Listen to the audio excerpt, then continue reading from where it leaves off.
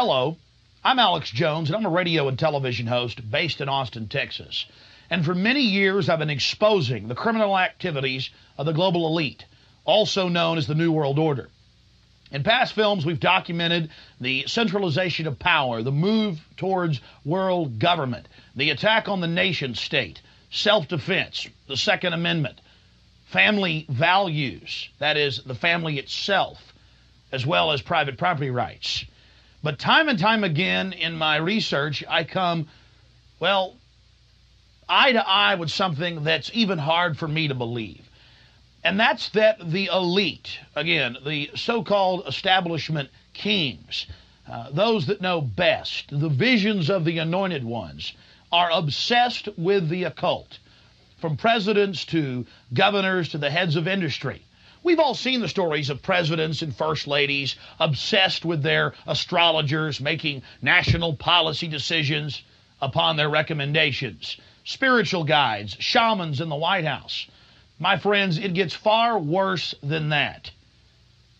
Now, I personally am a Christian, but even an atheist should be concerned about the information we're about to bring forward in this new documentary film, The Dark Secrets Inside Bohemian Grove. You see, for over 120 plus years in Northern California, in Sonoma County, on a 2,700-acre secluded redwood grove, leaders from around the world, prime ministers, chancellors, presidents, governors, again, the heads of industry, banking, academia, the media, Hollywood, only a select few, a little over 2,000 people, travel there to engage in bizarre, ancient Canaanite, Luciferian, Babylon mystery religion ceremonies. At least that was the rumors. And so I went to the library and got on the internet and saw many of the mainstream news articles admitting that world leaders do indeed go there, and they fly into San Francisco and other surrounding cities and drive out into the rural hills and mountains of Northern California, and that these stories have been coming out that they worship some 45-foot stone owl god. And then I began to read some of the documentation on this Moloch character of the Old Testament, mentioned many times in Leviticus. That's in the Bible. Why are world leaders traveling to the middle of nowhere to worship this thing? Well, I had to check it out for myself. And I'm proud of my team. Mike Hansen, Violet Nichols. They traveled with me there. We talked to some of the locals discreetly. We successfully infiltrated, with the help of some of the locals and Channel 4, World of Wonder, British television that teamed up with us. And I successfully infiltrated through the Secret Service, through the guards, through the Sonoma County Sheriff's Department. We were inside 4 hours. That's only one day out of the 2 weeks that they meet there for the admitted Summer Fire Festival of the Bohemian Club. Well, basically that's enough for me. It's hard to even describe it with words, and I hope that our hidden cameras can give you at least a small piece of what I witnessed. To have world leaders engaging in this type of sickening behavior, oh yes, there's much more to come. Mock human sacrifices, they claim, just shocks the very foundations of what Americans believe their leaders to be. And then to have it intimately connected with world government. It doesn't make a lot of sense until you research history. All throughout history, spanning back into the midst of the beginnings of civilization, we see world leaders from the empires of old, from the Aztec kings and priests, to Babylonian leaders, to ancient Rome, engaging in twisted behavior. Could it be that when you have all the power and all the women and all the money and all the lands and all the art, you have to do something new? You have to go against the basic grain of humanity. You have to get off in a sick way. That's what we witnessed in Northern California, July 15th, 2000. Get ready to go inside the Bohemian Grove.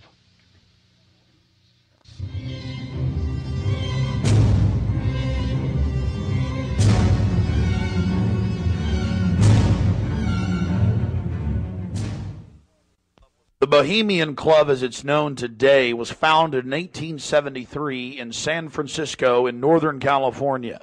Many of the club's original annals, dating back to before the turn of the century, admit that local artists, writers, newspapermen, you name it, wanted a place away from the so-called backwardsness of the West Coast, the Judeo-Christian ethic.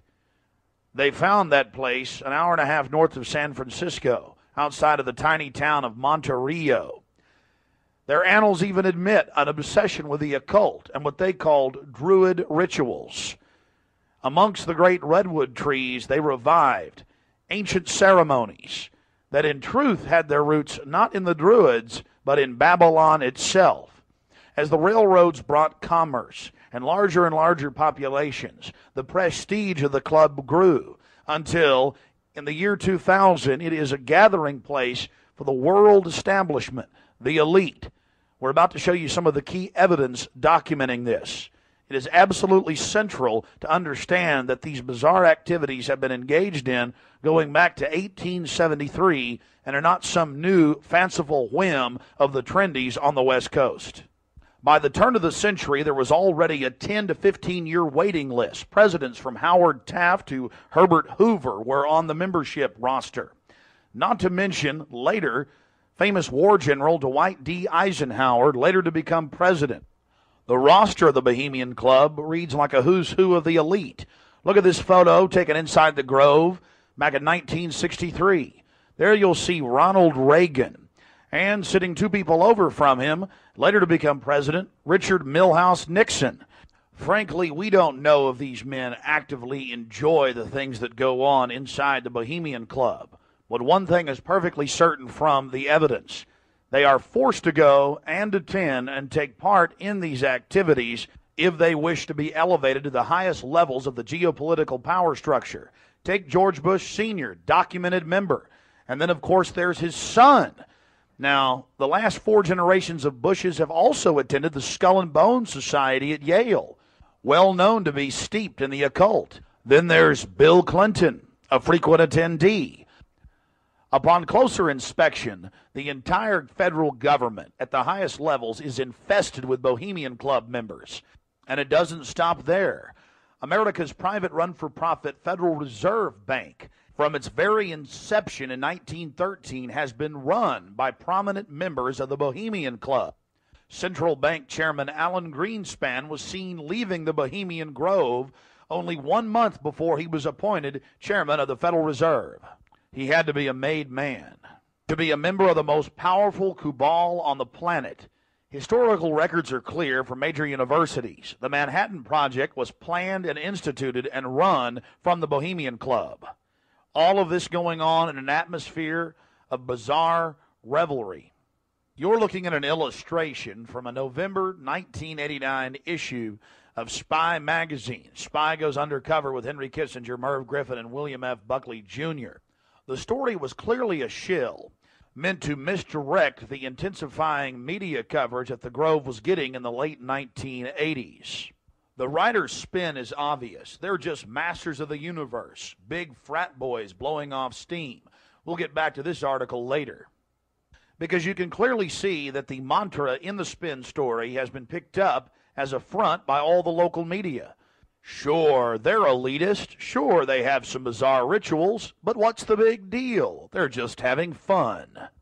If that was the case, why would David Gergen, presidential advisor to President Clinton, resign from the Bohemian Club and 17 other organizations when it was revealed in 1993?